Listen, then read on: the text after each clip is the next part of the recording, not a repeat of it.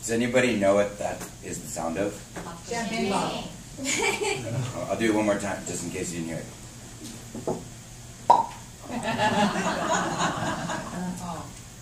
Yeah, I wasn't really sure either. So I was out running one day, and I learned that's the noise a meniscus makes when it tears in half. So I'm out jogging, feeling good, and all of a sudden I hear, what's that? I kept on running, keep on going. It wouldn't have hurt so bad, aside from the fact that this was 4 days before I was scheduled to run the Rock and Roll Marathon here in San Diego. I've been training for months. And after I went to go see my chiropractor / doctor / health consultant, and he told me that it was impossible to run that race, I lay there on the table, facing upwards, nearly in tears. Nothing could assuage the feeling I was feeling at that moment. So, I took away a couple lessons from that, and I'd like to share them with you today. 3 lessons that I learned from that I felt on May 1st, 2014. The first one, see, I've been training for months. Running, eating, it's great, a lot of running, but really rarely ever stretching. And that brings me to the first topic is, you got to know your limits. See, I'm a big fan of pushing your limits. You never know your limits until you push yourself to them. But in order to get there and grow yourself as a person, first you have to know them. My example of me stretching before a 15 to 20 mile run was, all right, here we go. I'm going to go on a run, close my door, touch toes. All right, here we go.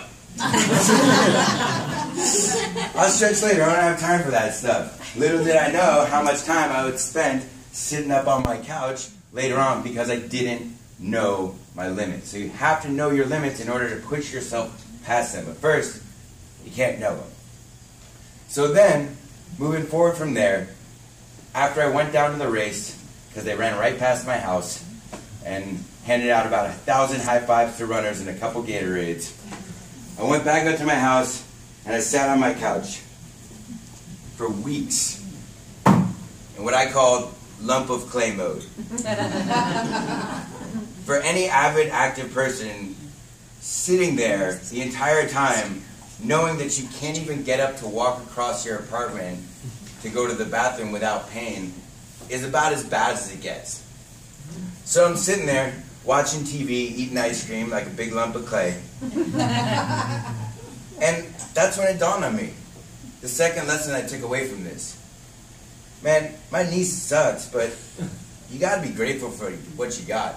And I looked at my right knee, I was like, at least I got this one. And then I got up. I was like, at least I have an apartment to like hop around in. You know, I got a nice house. I got this pet chinchilla I can hang out with. It's whatever. You gotta be grateful. Even when times seem like they're at their all-time low. When you're watching people run a race that you should have been at, or win an award that you know you could have won, or do something you know you're capable of. Be grateful that at least you have 2 eyes to watch it, and be grateful for those people who are inspiring you to take it to the next level.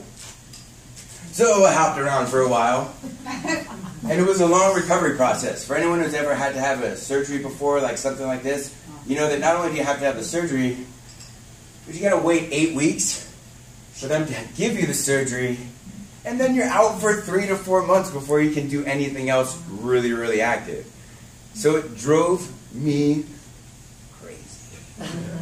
So I got the surgery, they fixed up the knee. Speaking of things to be grateful for, talk about a time where we're living where, you know, I do a detrimental injury to my knee, and a doctor can go in, put me to sleep, 45 minutes later, wake me up, be like, yeah, it's done. 100 years ago, I would just be the guy with the broken knee forever. So I was pretty grateful for that. And that brings me to the last lesson. So I'm sitting up, still in lump of clay mode. It was great. Netflix and me, we were great friends. Got through my queue, got through the whole queue. I was about to email Netflix, but like, first person ever, be like, you need more movies. But it got better, slowly but surely, until one day I was finally ready to go to rehab. And I walked in and I met Arturo, my rehab guy. And I'm an athlete, and I'm like, I want to get back to running fast. And he goes, all right, we're going to get you running ASAP. What I want you to do today is touch your toes. I was like, all right, got it. He goes, all right, do it again. Okay, got it. Okay, do it again. I'm like, Arturo, I'm an athlete. I'm not a yoga instructor. I want to know how I can get running again. He goes, Eric, you have to realize this is why you're here in the first place. Because you didn't embrace the process. You have to embrace the process. If you want to grow and you want to learn, you have to embrace every single step of it. So you know what I did? I touched my damn toes. Every day. Until one day, I could start walking again with a lot more comfort. And then the next day I started to jog. And the next day I started to run. And on because of this process. And repeating it over and over and over again. So on May 1st, 2014, taught me a lot of lessons. I had to be grateful for what I had and know my limits and embrace the process. And all those lessons led to May 13th, 2015, when I ran that Rock and Roll Marathon, the very next year, imparting all three of those lessons along the way. Thank you. My name is Toastmasters.